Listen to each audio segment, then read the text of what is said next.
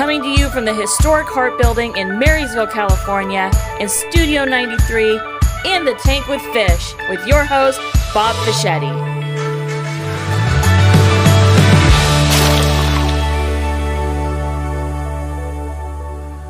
Well, welcome to yet another episode of Fish and Minnow in the Tank.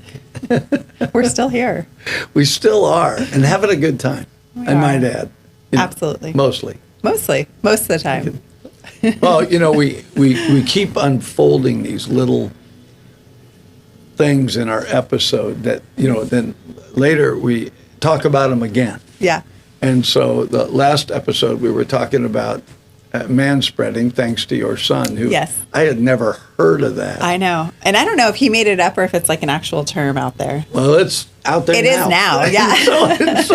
so we came in for this episode, and Kurt's trying to get the cameras squared away, and I'm like over here manspreading, right? You're manspreading. I tried to like woman-esque spread, but that wasn't, quite the same thing.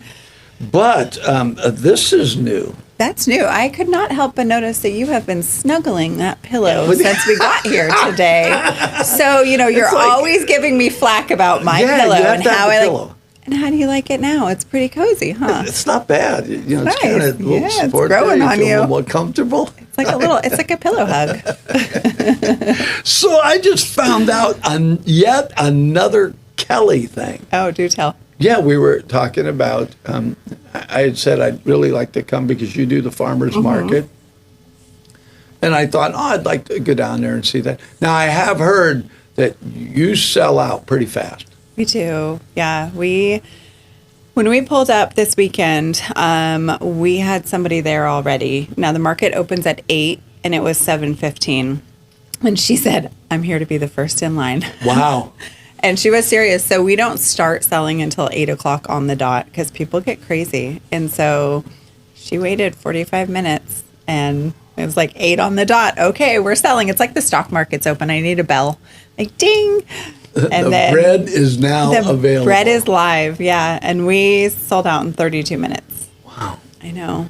I'm constantly blown away. Like, how amazing is it to be doing something that I love and have so many people that love it too? Like, constantly blown away by it. I feel that way about what I'm doing. Yeah. Yeah, I like what I'm doing. Same. I just don't like getting up early. You and me both. I said the other day to my oldest, I said, I don't remember what it's like to sleep in past 5 o'clock because that's my sleep-in day is 5. Well, yeah, and if you're doing this all week, Yeah. it comes a weekend and you get up at the same time, and you're like, your can't body's I just train used to my it. body to recognize it's the weekend? No, you can't. I have become a very successful napper. Oh, I can't nap. How did you do that? I have tried napping for years. I am not a good napper. I don't know. Like I'll go home, and it isn't that I necessarily feel tired, right? I mean, I can tell. Okay, I've been up for a while, but I'll go home and I'll just lay down on the bed. Yeah. And my body just seems to know. And so I'll be laying there, maybe watching something on TV or doing something a little. You better not say you're watching our show when you fall asleep.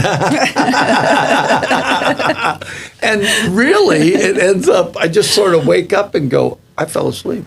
Seriously? Like, how long are you falling asleep for? 15, 20 minutes. Oh, so you're like cat napping. Yeah, it's not like, right, Yeah. So I'm going to mention this, and we're going to track this one. So I just found out, folks, Kelly makes sourdough pasta. I do. And I have the recipe from my great-great-grandmother from Italy, spaghetti sauce. Oh. What would happen? Would you eat fish and minnow spaghetti? I mean, would Yeah. Look, yeah, Kurt's all in. it's like He's taste tester over here.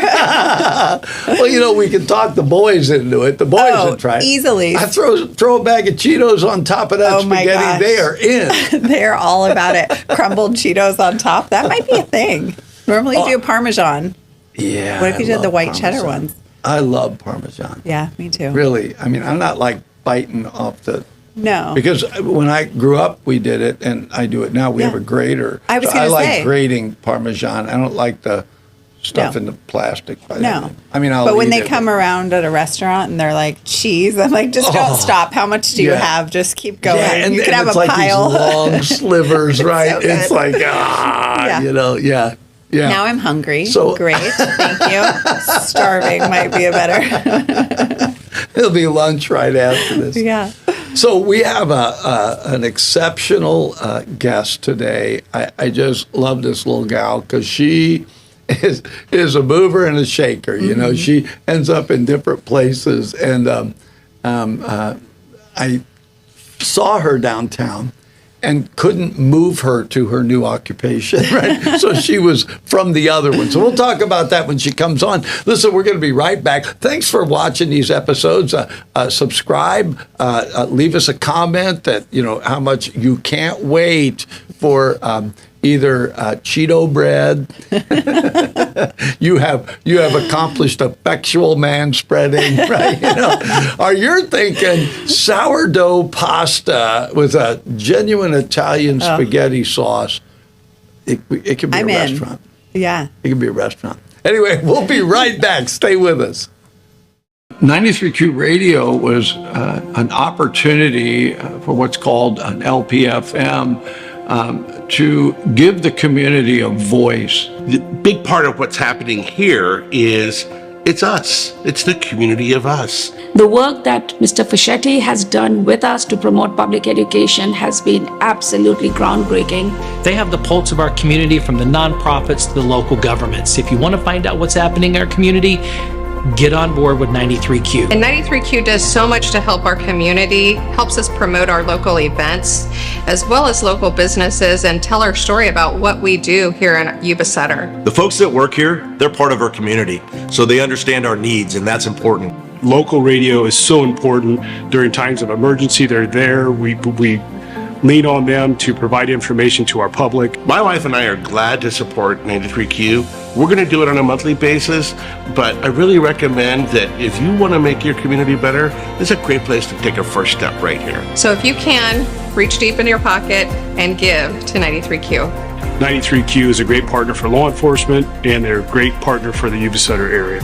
We're really asking people if you can give $10, $15, $20 a month, and then that enables us to continue to put small business spots on the air, nonprofits, organizations that are they're using every dollar they got just to operate, and they don't have extra money to spend on really promoting their cause. And that is why community radio, to me, I'm grateful to be part of it, and that's why it's important. Welcome back to In the Tank with Fish and Minnow.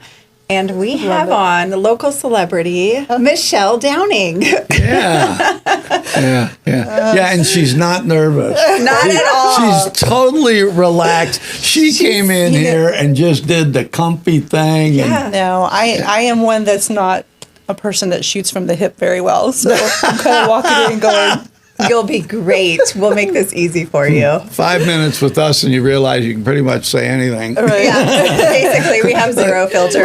like you know, I'll tell you folks, we were just off the air, Kelly and I, talking about an air freshener with her face on one side and mine on the other. And the first thing, it begs the question, what would the scent be? Ooh. Fish? No. I mean, every guy that likes the fish would be. No, it's got to be like beachy because you're always wearing No, Hawaiian shirts. yeah. Not- Smell like yeah. copper tone suntan lotion. Not like dead Sea fish. breeze. Yeah, sea breeze. breeze. Thank you. Yes. All right, you are now the new host. I've just been replaced. Yeah, and we're moving from Hawaiian shirts to animal To print. animal print, That's and we're already in uniform.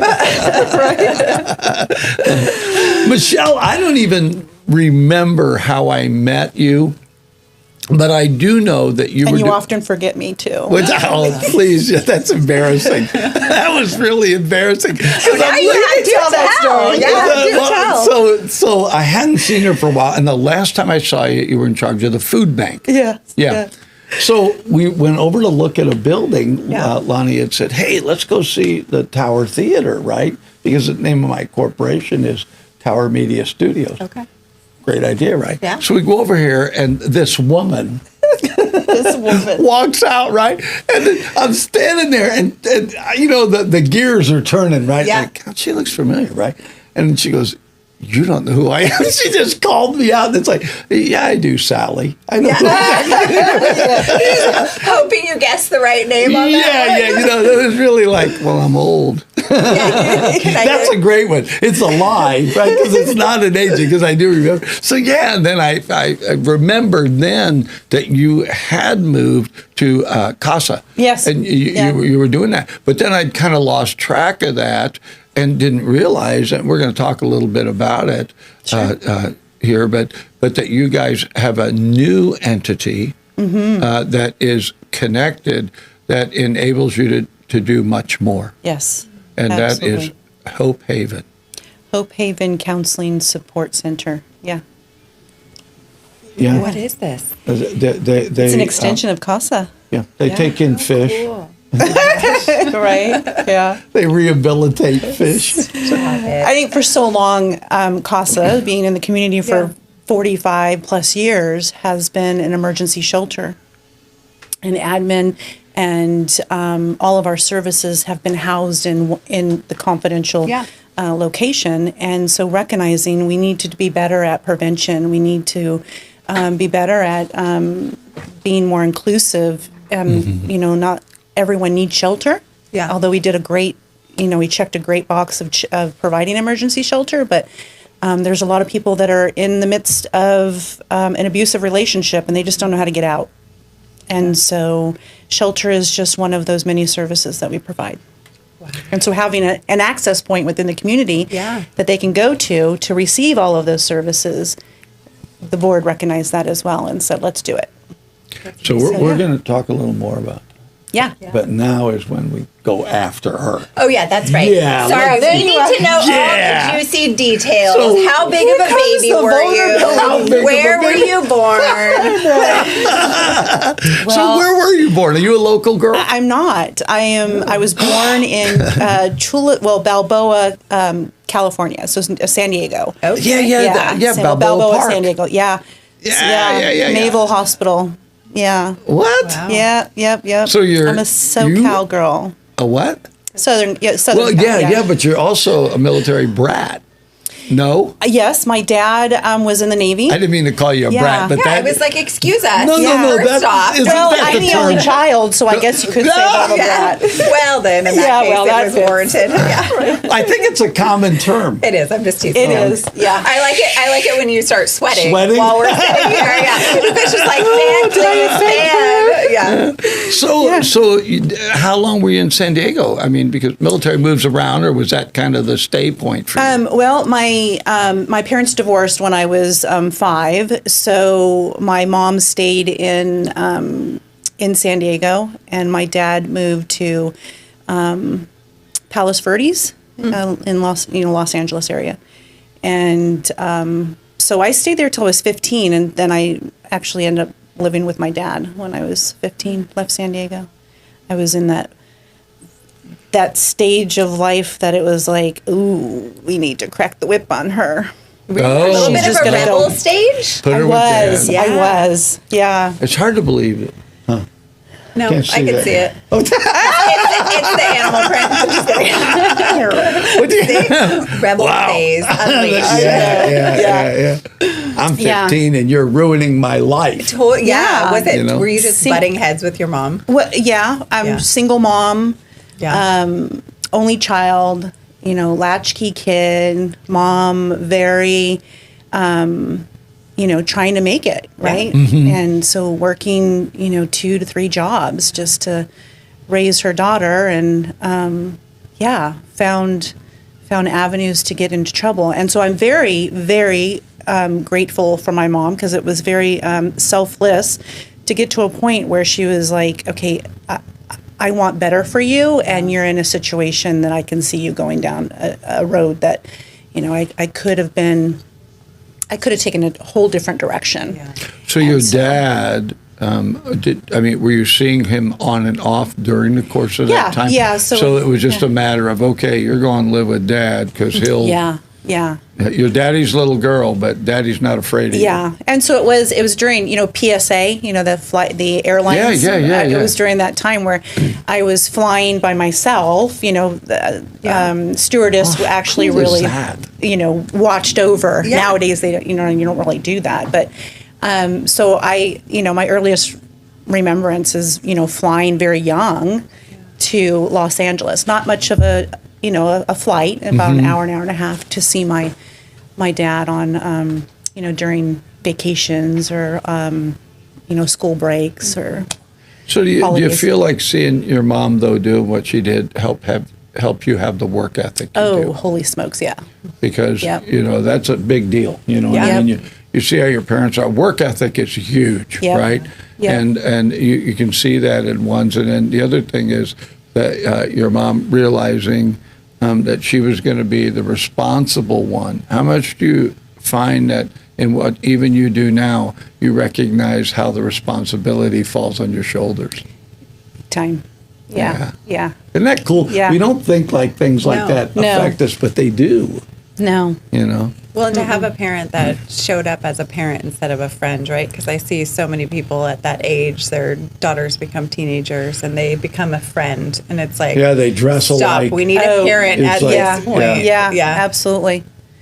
Yeah. So, I'm very grateful for it was, she went through her, the guilt trip of herself, and, she didn't felt like she was giving away her daughter and so forth. But I often throughout my years of saying, you need to let that go. Yeah. Because I really, truly could have been on the different side of the law. So I was a police officer. So I was on the right side of the law, and I think it's commendable for her to get to a place and say, I'm not going to be selfish. I need to make sure that she is a, contributing person to the society. I'm raising a citizen. Yeah, exactly. So what was your dad like?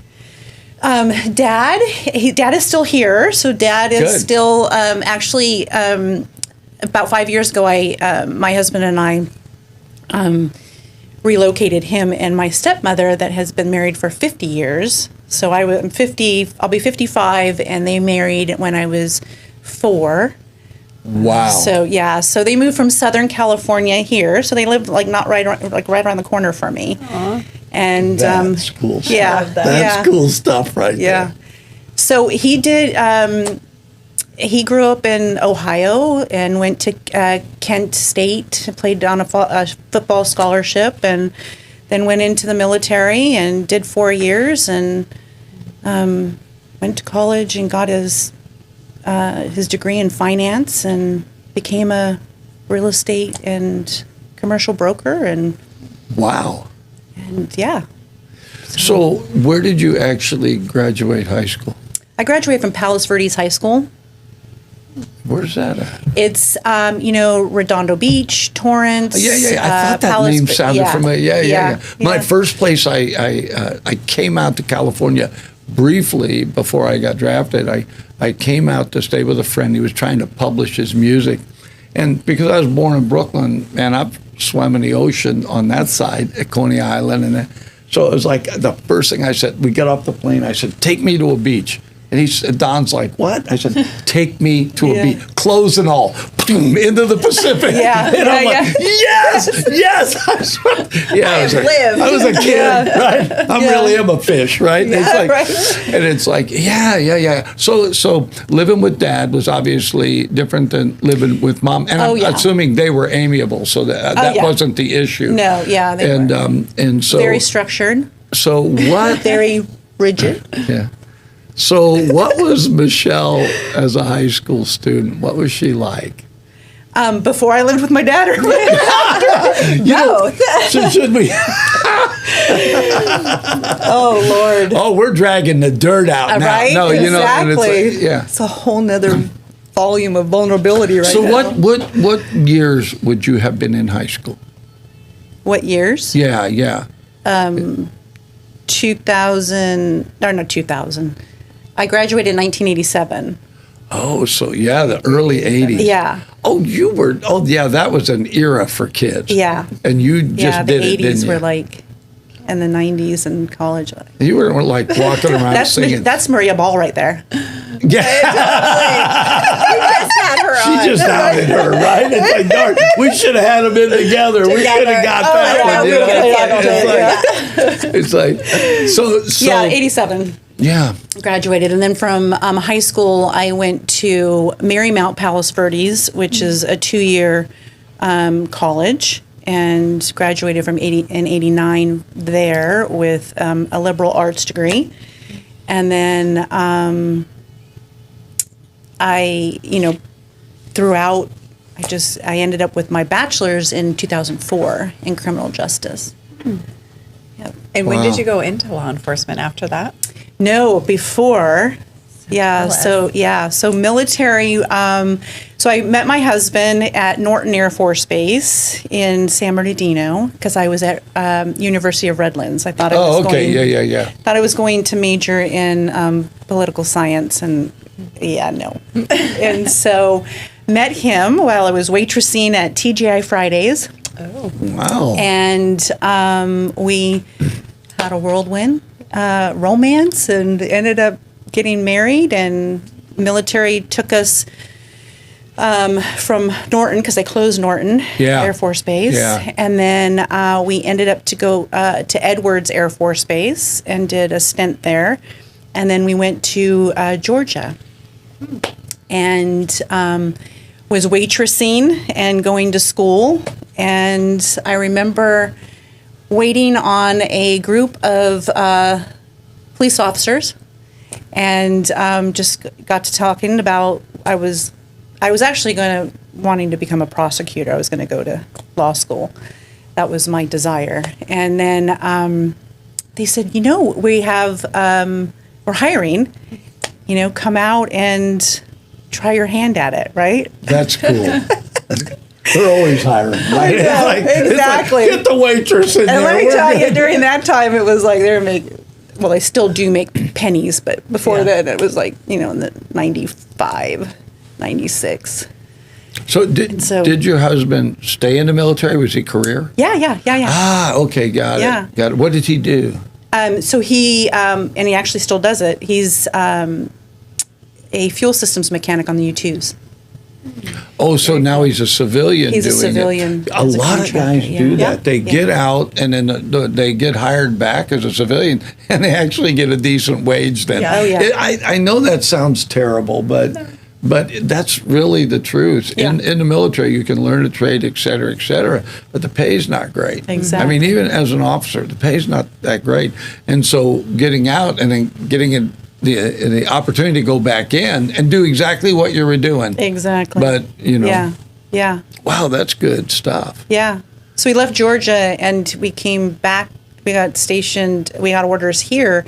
But before we came here, he had to do a year in Korea. Yeah, that's normal. And so I went, and at the time, my parents, my dad, and my stepmother were living in Long Beach.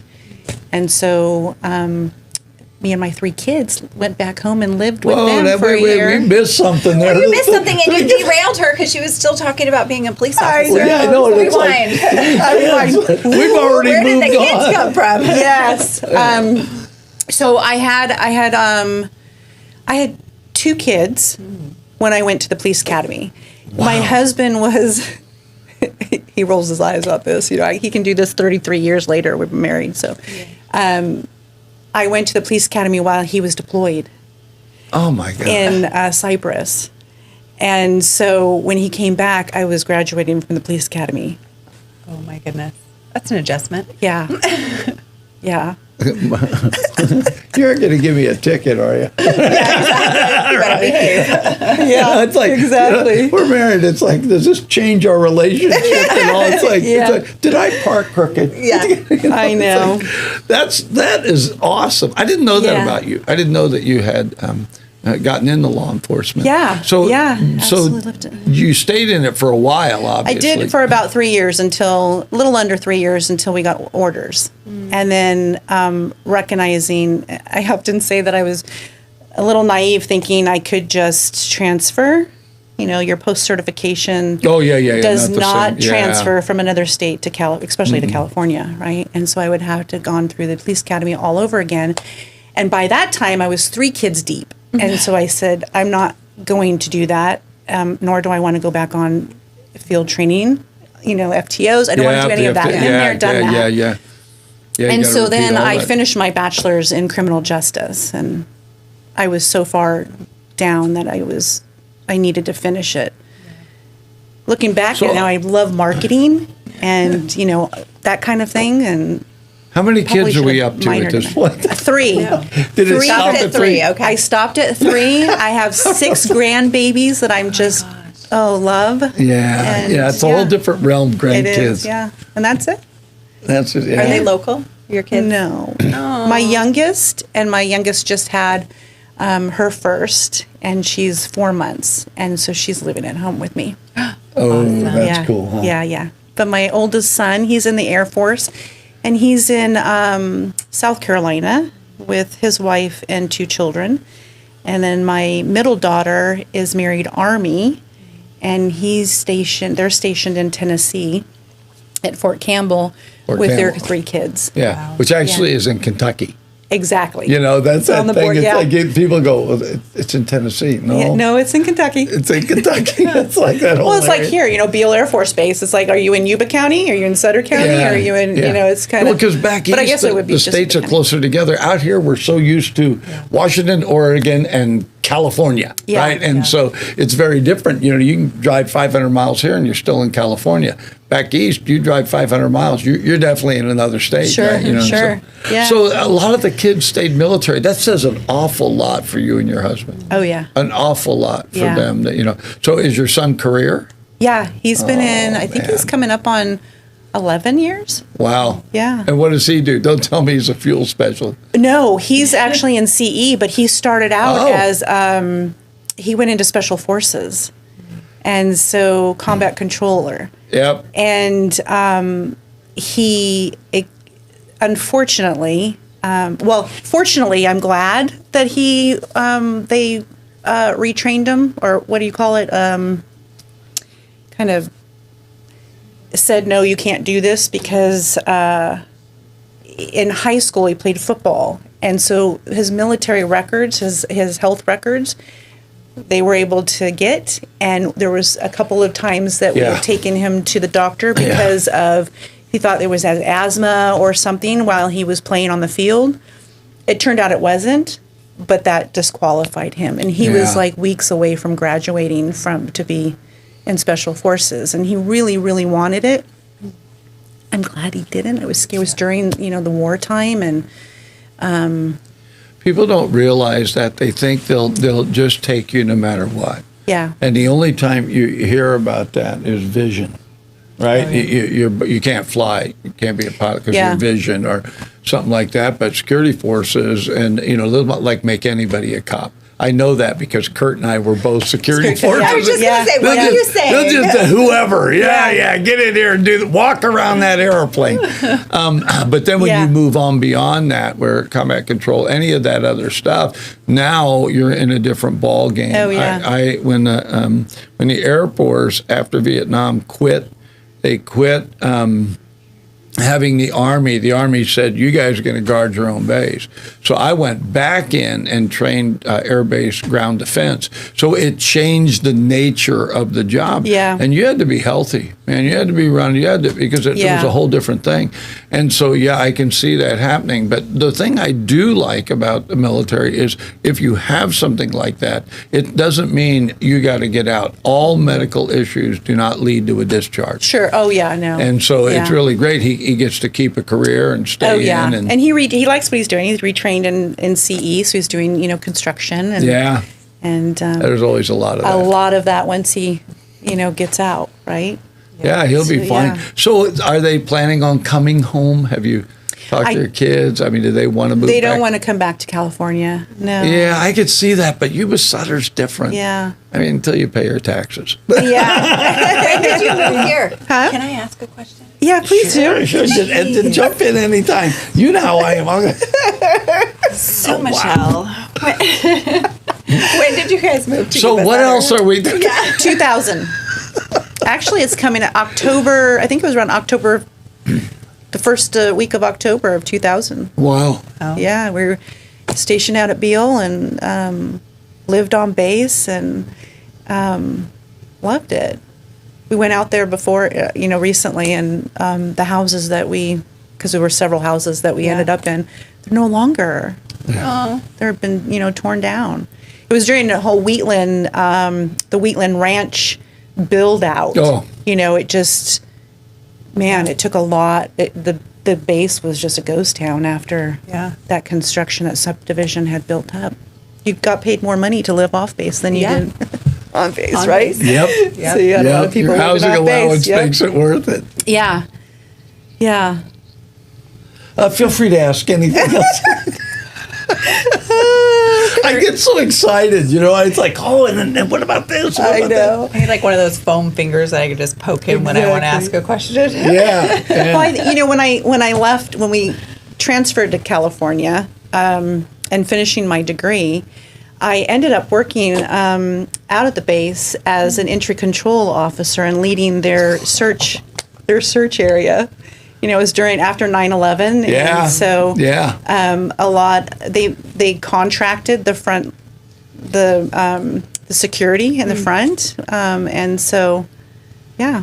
I did almost all my time overseas, and I was amazed when I came back to the States how many of the police work, specifically gates, were contracted out. Oh, yeah. We had that overseas, but because I was in a high priority security thing that I did, not very many in that, right? As a matter of fact, we had to guard them if they came in to fix air conditioning or worked in the snack bar, whatever. Yeah.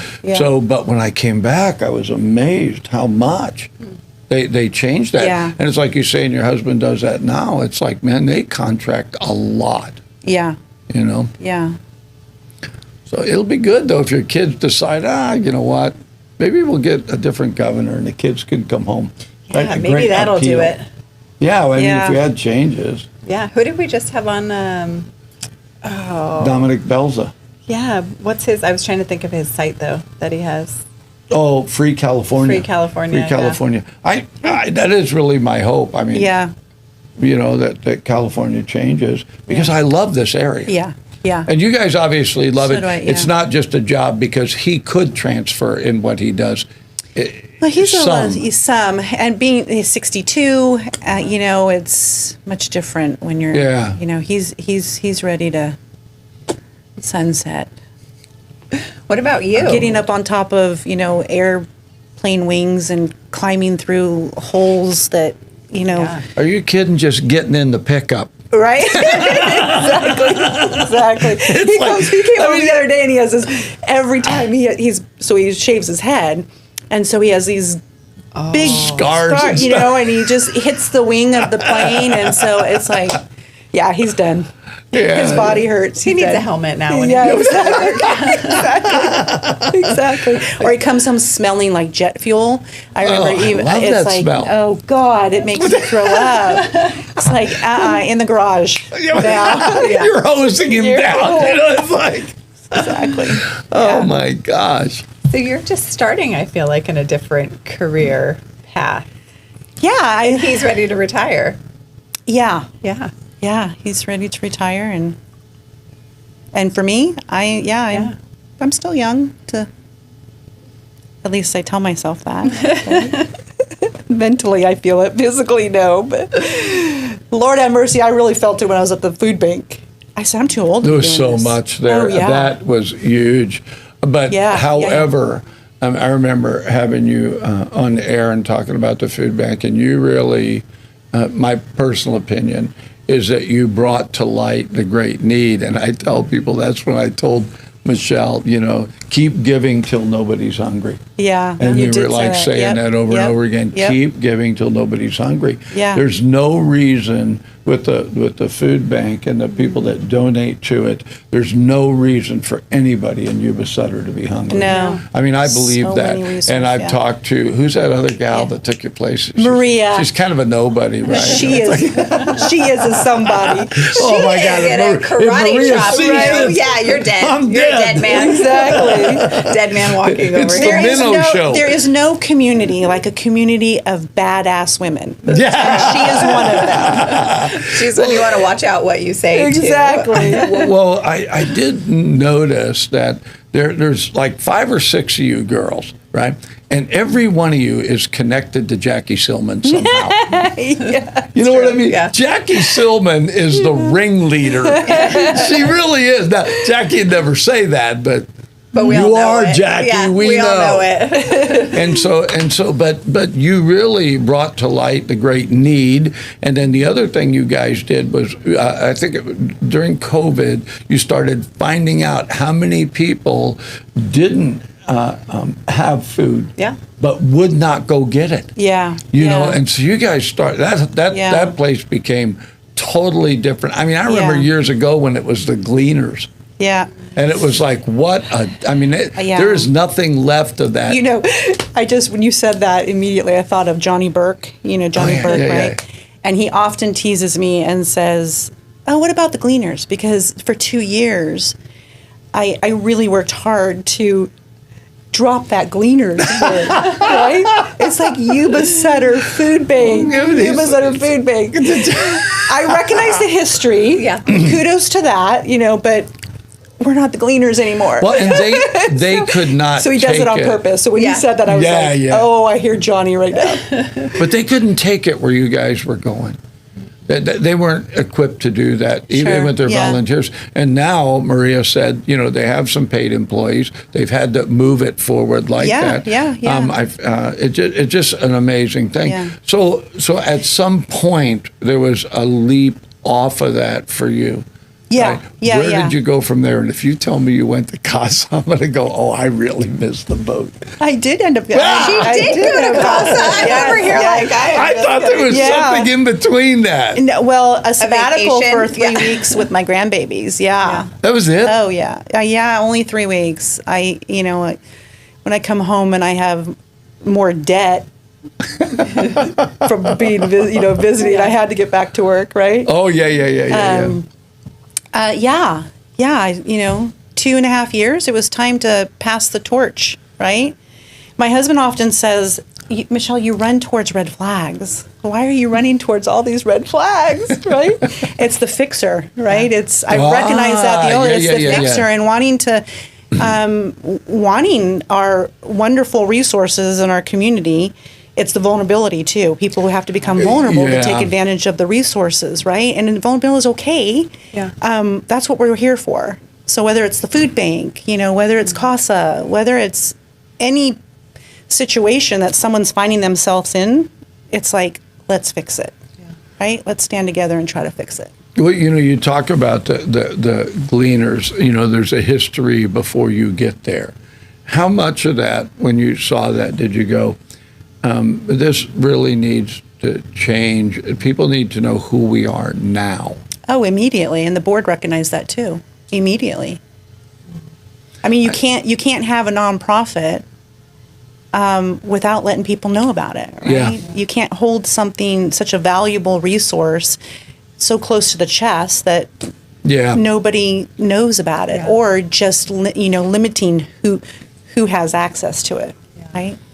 Especially in an area with so much need. Exactly. It's a nonprofit. You're here to help. Yeah. You have it, give it. And I'm still amazed at how many people don't know about it. Yeah. Yeah. Oh. Yeah. Why Casa? I realize you were going to make a change, but why that particular one, right? What was it that you went, I can do something, I can make a difference? What was not necessarily the fixer, but the part that said, I can fit there, I can make a difference? I think it's the empowerment. The empowering of women. right? I mean, it's inclusive. We serve anybody that is in an unhealthy relationship, men, women, however you identify it. We're here to help. Right? We want to promote healthy. I might need to. Yeah, so we want to promote Perfectly healthy. we want to So far. promote healthy relationships, right? But predominantly, those that are in abusive relationships are women and children, right? And so when I say that, it's just general. And I think it's the fixer, but it's also empowering people to do more, to be better, to get out of a situation, and being able to provide those resources to do that. It takes that outside voice sometimes. The first rule of holes, stop digging. Yeah. But the second rule is when somebody reaches a hand in, grab it. Yeah. If they throw a ladder or a rope down, go up it. Yeah. And I see when you say empowering, I think that word sometimes isn't completely understood, but you're really helping them be, to use the Army phrase, all that they can be. And a lot of times they don't see it. No. They don't see it. They've been so long in the hole that they think that's it. This is what I'm relegated to. This is my life. And honestly, I think all of us could use a little encouragement now and then that, no, you're better than this. You can do better than this. Yep. And I mean, and that you're right. It does include men and women, but I can see the empowering. You went to the Jackie Silman School of Jackie Silman School of you can do anything, Yeah. And I think it takes, years ago I read a book, it was called Balcony People. And the premise of the book is you're on the stage of life. And all of us have to have somebody in the balcony yelling, right? You can do it. Yeah. You're great. Come on, right? And it's like, I think sometimes we forget it's not that complex. That part of it is not that complex. No. Yeah. But when they're stuck in a hole, they sometimes can't believe there is ever a way out. No. And so they stay in the same abusive situation every day. I mean, they don't like it, but they stay in it. Yeah. My wife stayed with me for 52 years. I don't want her to meet you. She might leave me now. No, all kidding aside. So now, Casa is not just a place to stay. No. So talk about Hope Haven, because you and I had a conversation where, okay, we can do so much more now. Sure. Yeah. And you took my building. I'm not bitter. I'm okay with I it. love that building. Yeah.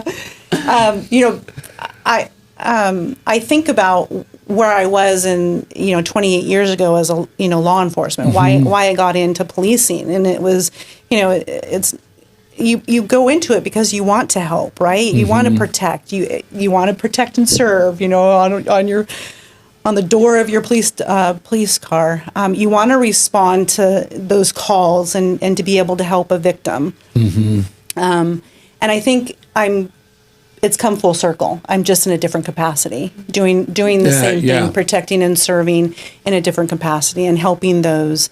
I like to, victims at one time, but these women and children and men or individuals are all survivors. We're all survivors of some sort of trauma, right? So how do we empower them not to stay in that place? If I have a resource to help them, if my staff and I can be a GPS, a passenger in their car on their journey, to help them. If they choose to look over and say, Michelle, just shut up, I don't want to hear it. I'm still in that passenger seat. You let me know when you want help and we'll help you. Yeah. Right? You want lifelines, we'll keep throwing them out, right? But it's the individual's choice and journey. And I think that there's a lot of women that have taken a lot of our resources, and they're in a different place now. I think that's the reward, right? Yeah. Yeah. For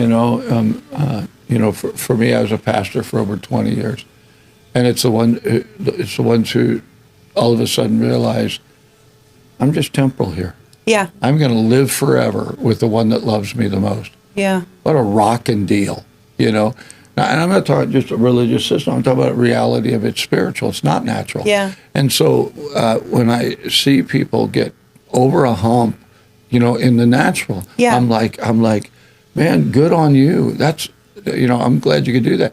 And if I could be a part of it and helping in any way, I'm grateful. I'm very Exactly. grateful. Yeah. And sorry, John should know I'm on the air. John Cassidy. John Cassidy called. Taking my time, guy. John Cassidy. It's on here. John That Cassidy guy. called me. I'll call him back. Exactly. I have to tell you, you know how we sometimes use the term "you bad," and we mean good. You're still a bad girl. You bad. You bad, Michelle. Huh? In a good way. Yeah. You know, it's like you know, you kind of seen it, done it, got the T-shirt, Yeah. but you're able to relate then, right? I know what a bad decision is, and now you're in a place to help people make good decisions. Yeah. And actually have a job. Yeah. Right. You actually have a job. Well, when you say, you know, they don't see it, it's like when you're in the thick of something, right? Or it's generational. That's how you've grown up, and you don't recognize that there's something better, or that you deserve more. It's not your fault. You deserve more. So, and being around a group, a staff of just badass women. You know, women bad. don't. You guys be playing Michael Jackson. Yeah. We bad. Well, I mean, we bad. my staff, you don't go into any domestic violence, sexual violence, shelter, organization, nonprofit. You don't go into it not expecting to help, right? I mean, you're going in and you're really wanting to help and make a difference in the people that we help, right? Well, and I think So- it's letting people know. I met Jenna McKay, who does the human Yeah. trafficking thing. And I mean, it was years ago. I was downstairs, and she came on the air. And first, before that, it was the DA, Clint McCurry's wife, was doing it, Restoration Railroad. I was shocked. I was absolutely shocked. That happens in our neighborhood. Yeah. That's third world country stuff. And I think, Michelle, sometimes the abuses that go on in homes, people are, you know, they're like, that happens here? Yeah, that happens here. And I agree with you, when it's generational, it's even worse. It's even almost worse. like I deserve this. Yep. And I've talked with Jenna, and she said it's kind of that Stockholm syndrome, you know. You Yeah. think, well, this is it. This is all I got. I'm going to live out my life like that. And it does take organizations that are willing, sometimes probably saying hard things. Yeah. Right? Look, I got to rock you out of your little world, because that's not real. Yeah. You can be over here. You deserve to be over Yeah. here. It's important that you take this next step. You know, mark my words, thousands have gone on this trail before you. You can get out of this Exactly. hole. And I think having an organization like Casa, even Casa was what it was. It's not that now. No. You guys have moved it. You've moved the marker, and that's Yeah. why when I went over to Hope Haven, even though you took my building, and I'm not bitter, but Never hear the end she of it. says to me, you can have the upstairs. Yeah. I'm an old man. You take the upstairs. We have I a think wonderful that was elevator. generous. But, you know, we talked about maybe there's opportunities to be able to do, like, I don't know, apprenticeships, or, you know, maybe there's women that are out of the situation and they want to learn how to do a podcast, right? Or did we talk about that? yeah, I mean, there's a lot of I love. Would you follow up on ideas, that? right? Exactly. Don't worry, I'm taking notes. Yeah, exactly. How many do you guys serve in the area? Like, what are some of your numbers, just out of curiosity? So in 2023, we answered over 800 crisis line calls. And is that just Yuba Sutter, or are you answering? We're tri-counties, so Yuba, Sutter, and Colusa County. Oh, Colusa, okay. And we provided probably well over 2,400 days of sheltering for 192 women and 106 children last year. Yeah. Yeah. What is transition? And that's only a look like? little percentage of really, like I said, not all, everyone wants shelter, Yeah. Not everyone needs it. Unfortunately, we're communal living. I mean, ideally, it would be wonderful to have I see what you're saying. Yeah. So, I mean, there's a great need of just people calling and needing assistance. So, and responding to, sexual assault calls from, at the hospital and their clinic in Sacramento. I mean, there's, individuals that need domestic violence restraining orders. The assistance, we help them with that. Counseling, we offer free counseling services to individuals that are affected by, domestic violence, sexual assault, sex trafficking, child abuse, elder abuse. Oh, I am so calling. Yes. Stop it. So, What is what does the transition look like for people that are moving from, they come in, you guys are essentially just a stopping point, right? Yes, but so recognizing that 2 years ago when I took over as the ED, we are an emergency shelter. Yeah. But it didn't make sense to me after 60 days, or at the time I think they had 30 days or 45 days, whatever that time frame was. It didn't make sense to me to just say, okay, back out the situation. Time's up. You've got to go. I mean, you're perpetuating homelessness, right? And domestic violence and homelessness correlate. I mean, there's a high percentage of people that are homeless because of domestic violence. So, how do we do our job better, right? So, we're an emergency shelter, but we're really acting as a transitional housing too. So I've created case managers that meet with the residents on a weekly basis, and we're identifying all of those barriers that they have in order to, sustain housing independently.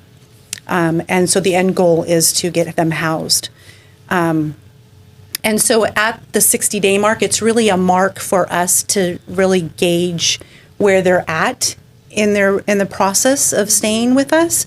And again, if we've been just a passenger and they're not grabbing a hold of everything, then it's probably time that we look at, transitioning them to, somewhere else, because they don't really fit the. Yeah. It's really hard when you're helping people when they're like, I really need help. I really need help, and you're getting this the whole time, and having to go down that road with them.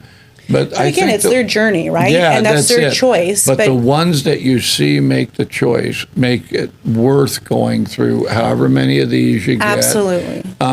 Tragic though they usually are, right? Yeah. But I used to tell people I do counseling because I was a drug user. I overdosed on heroin, so I know, right, using drugs. Yeah. And I used to tell people as a pastor when I do counseling, look, I can't help you if you don't want out of drugs. Yeah. And the first thing you got to do is break relationship with all the people you call friends. Yeah. You got to get out. A new circle. You have to get out of that environment, exactly. and then you seek help. And so many times, you hear the stories of, they get out, maybe they go to jail, and then they come back to the same neighborhood with the same friends. So it's not just getting off drugs, it's changing your life. Exactly. You have to reset the direction of your life. And sometimes they just don't want to hear it. Oh, these are my good friends. I can't turn my back on them. And it's like, well, I remember this guy telling me, and I've used it, and I've kept it and told people, you ever go crawdad fishing? I haven't personally, but You don't have to put a lid on a crawdad bucket, because the minute one of them tries to crawl out, the other crawdads pull them back in. Oh. So get out of your group of crawdads, right? Yeah. So that you can be free. And I know that's true, right? I know that's true. And in my own life, it was true. Yeah. I mean, I was playing in a rock band. I mean, I thought these were my best friends. Sure. And it's like all of a sudden, I mean, I left the band. I mean, the whole thing. And it was kind of traumatic, to be honest, because that was my circle of friends. Mm-hmm. But it was like that circle of friends, they meant well, whatever. Yeah. But it was going to kill me to stay in that because they weren't going to quit using. Yeah, exactly. And I didn't have a choice. I knew I had to quit.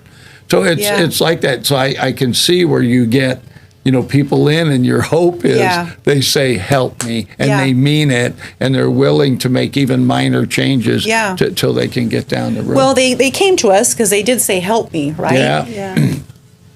But it's next steps, right? And when you're when you're filled with trauma, or in crisis all the time. Think about the last time you had a crisis. You can't really think, right? No. And so you have to trust. Exactly. And so And if you're you're consistently in crisis, you're in the thick of it, and you're just saying, "Oh God, I don't know what to do," and you can't. It's that much harder to step one foot in front of the other, right? Well, how do you teach them to not be in survival mode anymore, right? Yeah. So I think it's the counseling has helped a lot, offering free counseling by a licensed therapist and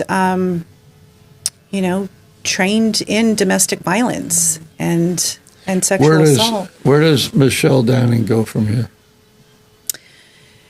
I don't know. I feel like you have big plans, to fill where Don't you are. Don't you feel like where she's at's great, right? the no last question. And she can do stuff, but you just feel like there's a whole lot more in there. I feel like there's a lot to do where you are. Yeah. There is. I feel like your heart is just your heart for service is in the right spot. Do you feel?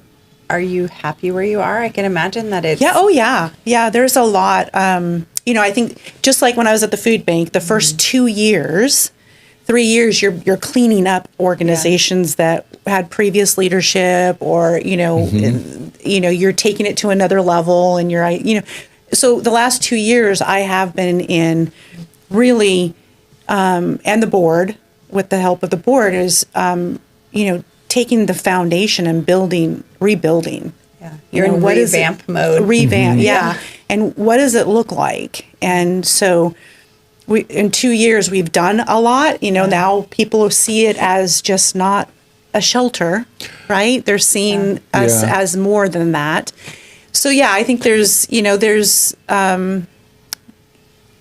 we're going to figure it out. The board, we're in strategic planning, crafting time, and so we're looking at what is CASA going to be in 5 years. Well, that's kind of what I was asking, because you had Hope Haven. I meet you, and you're.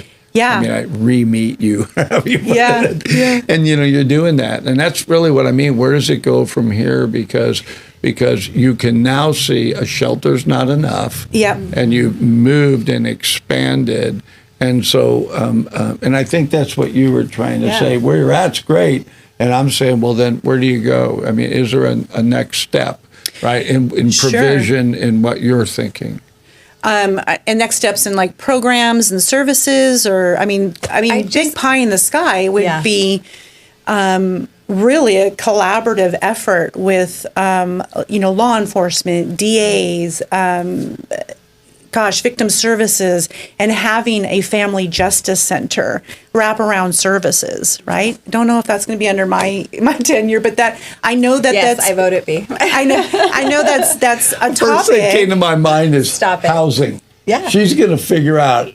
That's in the works right now. Yeah. The housing portion of it. Because you can see, it's sort of like, my story about changing the people that you're around. If I can move somebody, if they've moved up here, right? It's like, how do I then physically get them in a different place where they can now live out what's in there? Well, and it's stability. You get somebody housing, it's stability. And research shows that the number one predictor in stability for children too is housing. Secure housing. Exactly. So I can't even imagine as a parent going through, domestic violence, any of that, and also having to worry about children and trying to find somewhere that you can be safe with your kids. Mm-hmm. Exactly. Yeah, so there's a lot of visions I have, but I've just kind of tapped into it a little bit with my board, and so I think it would be unfair for me to say, this is what I want to do, and this is where I want to go. We'll have you back on. How's that? And not, exactly.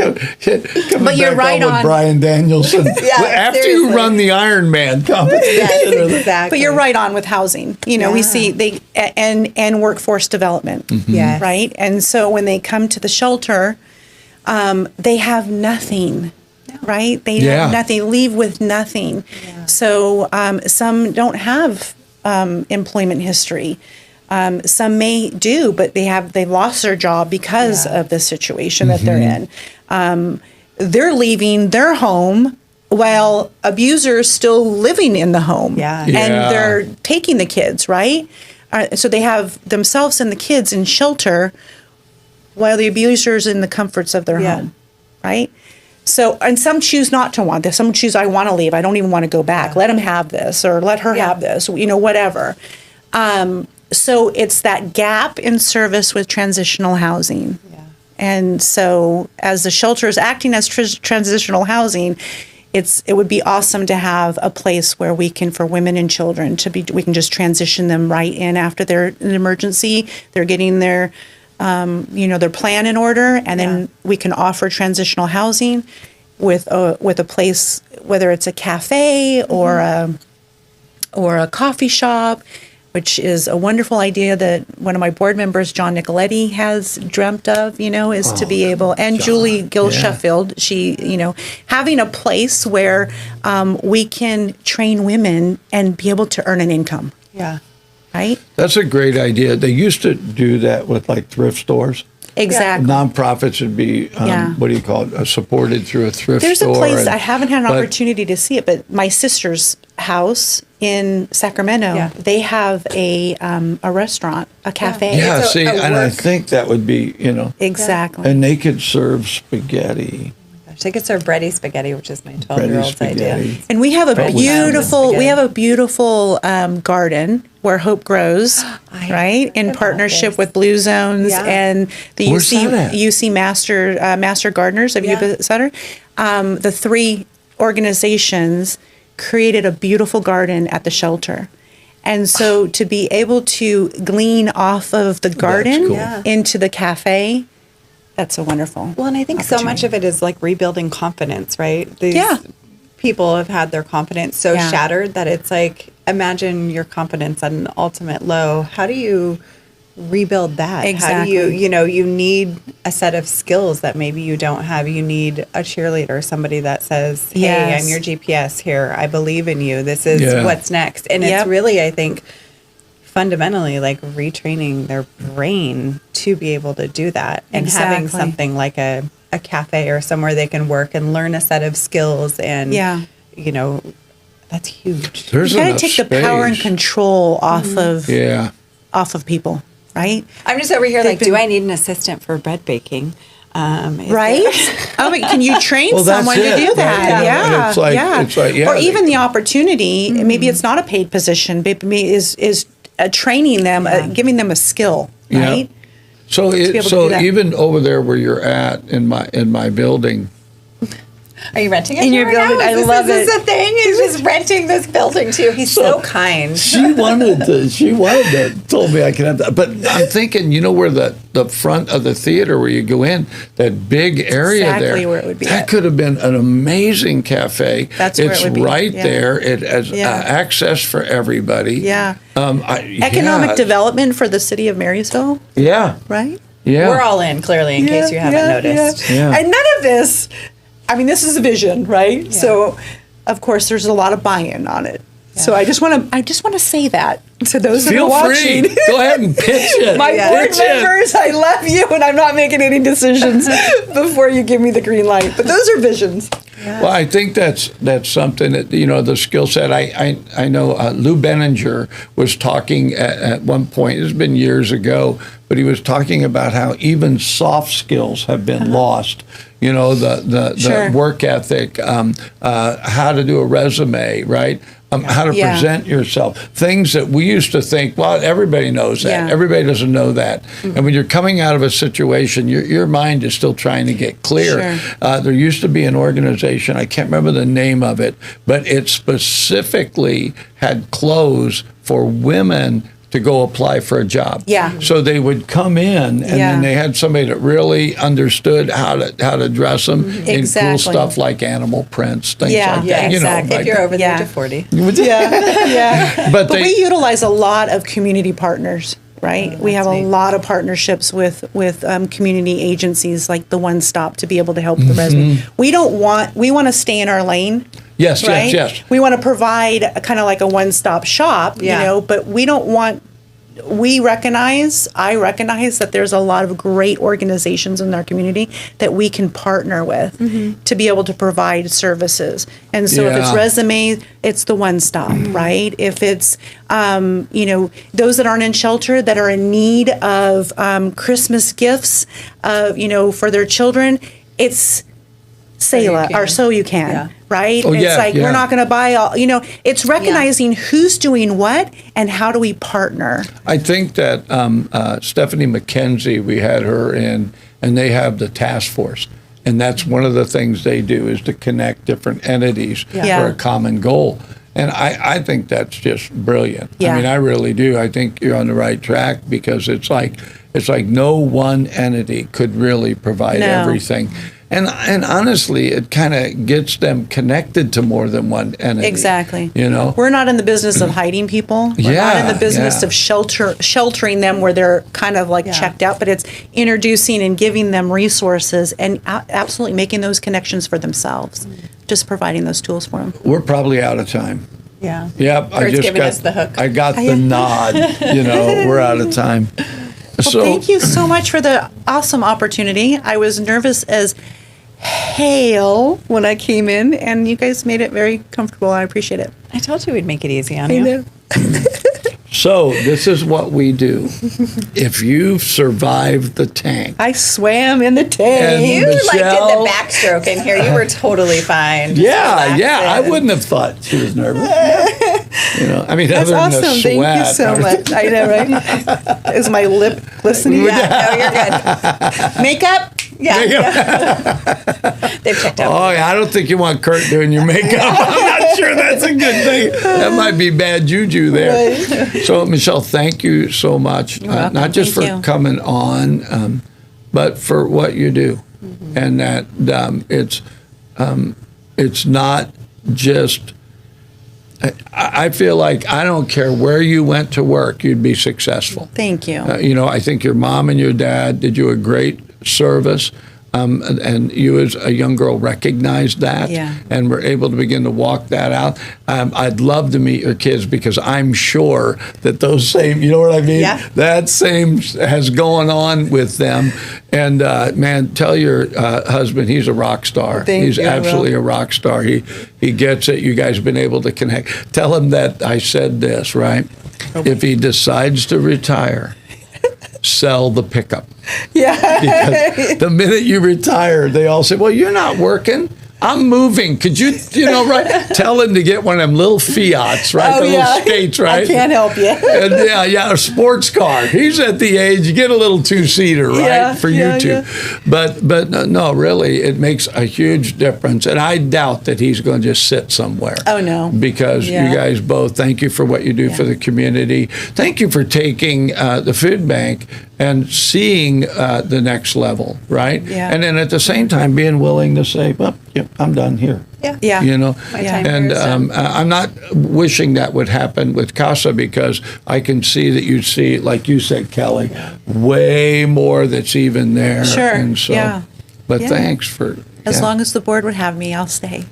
Well. Or until I'm just like, oh gosh. Or I just get to a place I can't take it any further. I'm selling the pickup. There's always great minds right behind you, right? That can do it. Yeah. Awesome. Yeah. Tell your husband Hawaiian shirts are in. Yes. Tell him he's that close to retirement. Get the shirt, sell the pickup. Get rid of the Carhartt. It's time to get a Hawaiian print shirt, hun.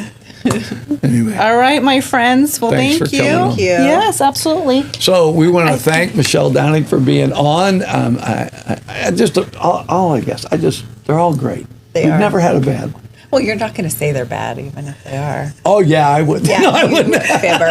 Wait till I leave. The show is done.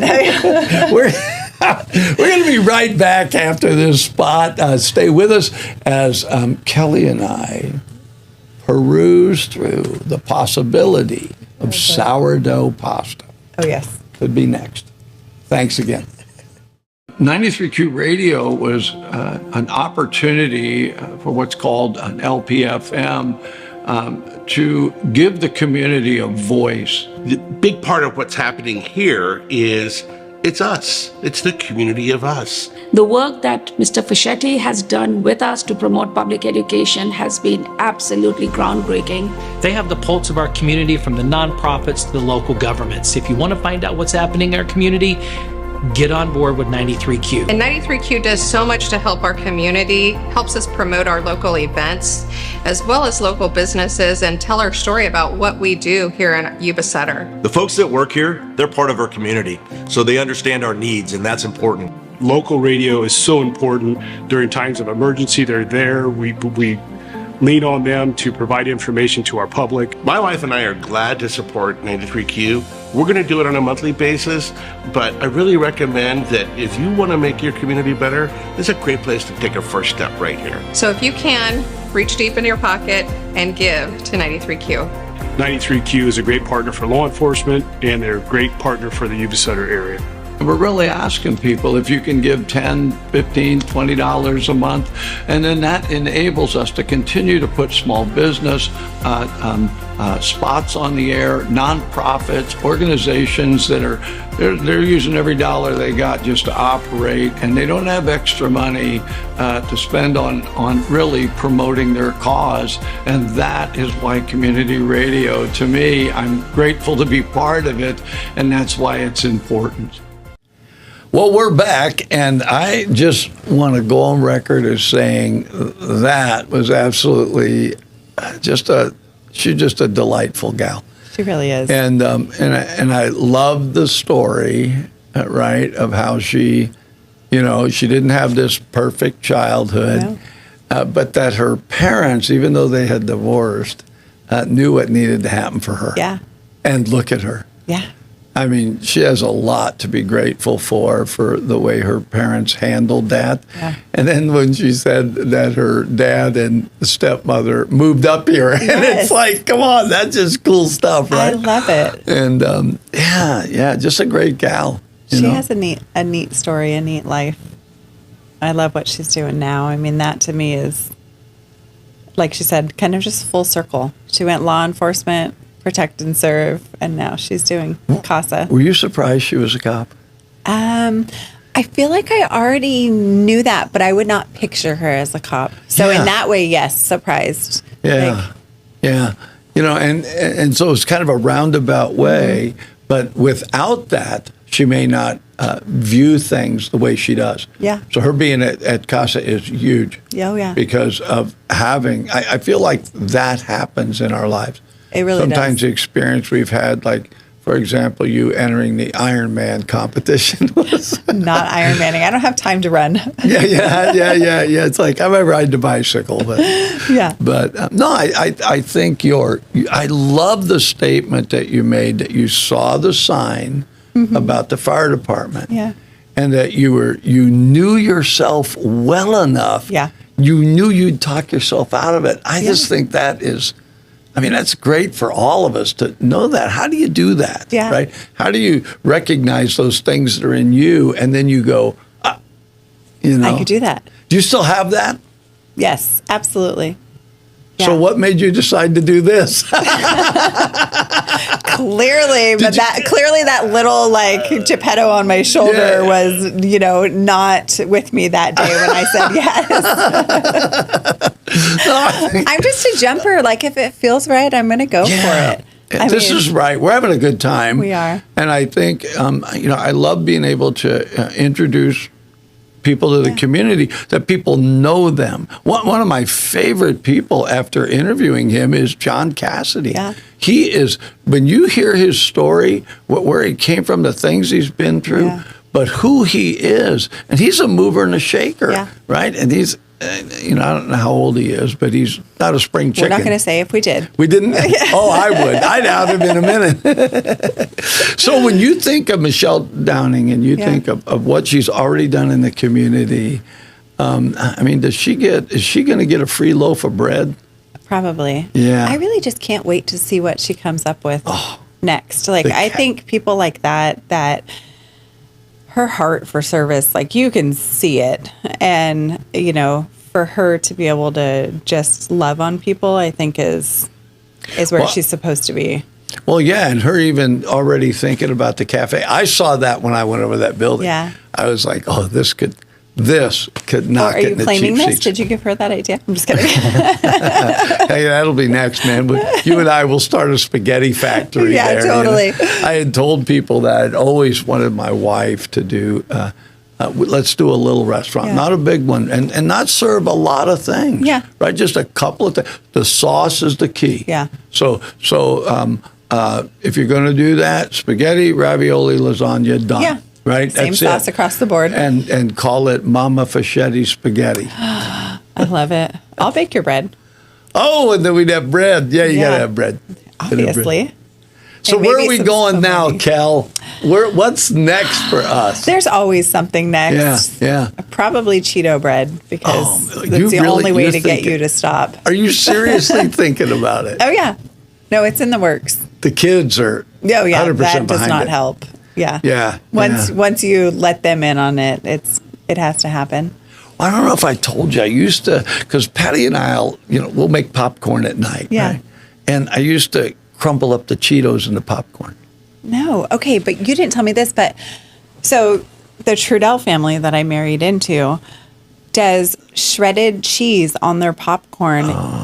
I am obsessed. So That's good. if you have never had homemade popcorn and then you shred sharp cheddar on top of it, it's like next level popcorn. I can't ever go back to normal popcorn without cheese on it. It's so good, but I'd never thought of crumbling up Cheetos. So now I want to know, who was Kelly before she was Trudell? McGrath. Oh, you told me that, McGrath. Yeah. You did. McGrath. Yeah. Yep. McGrath. Well, I think that if we're going to end up doing a cooking show. Absolutely. We'll get the boys in there. Oh, right? my gosh. It's like so. What do you think we should create today? Well, so they and last then you week. try it, and it's like, okay, that's Yeah. so good. Yeah. Well, we watch Nailed It, which is a show about they, bring out this beautiful cake, and then these amateur bakers are supposed to then try and recreate this cake. And the boys and I just giggle watching this show. So we were watching it, I don't know, a week or so ago, and they decided, they both get this idea, Mom, can we bake cakes? And it's like, in my brain, I'm like, the kitchen's going to be a disaster. Like, I have baking that I have to do for the bakery. But it was like, they were both so into it that I said, sure. So my oldest created Cookie Monster cupcakes, which were great. And my youngest did a funfetti cake and like a 2-layer cake. I was like, you guys did nail it. I mean, you really did. They're bright kids. They really They're bright, creative and bright. And Yeah. I just think, my wheels are turning. I better stop, right? So, You better stop. Kurt's going to get We us gotta get off here the anyway, old, right? yeah, We're the old done. 1-2 out. listen, we appreciate so much you guys watching these things, and I do encourage you to leave a comment. I Yeah. did find out you can ask people to subscribe. Oh, cool. Yeah, so they can go to 93Q TV, watch this video, and there's a subscribe button. Okay. Now, don't ask me what that means. I just know you're supposed to subscribing. I'm not sure what that means, but if you hit that button, you're subscribed. But anyway, we appreciate you guys taking the time to watch these, and we really hope that we're unfolding for you people that you may have heard their name or recognize that they were part of something that you were connected with, but getting them in here. And I can think of a lot more people that I would like to get in here and just ask them, man, how did you grow up? And how did the way you grow up, how did that, now we as a community enjoy what your mom and dad did, and so. I love it. Yeah. And I already did Kelly. That's how she ended up in here. It's true. So, fair warning, if you come on the show, he might ask you to host or co-host. Yeah. Or do weather or... Oh, yeah, that's coming. You guys, we got a shocker for you. That's going to be coming. Anyway, thanks so much. We appreciate you tuning into this. And you have been seriously dunked in the tank with Fish and Minnow.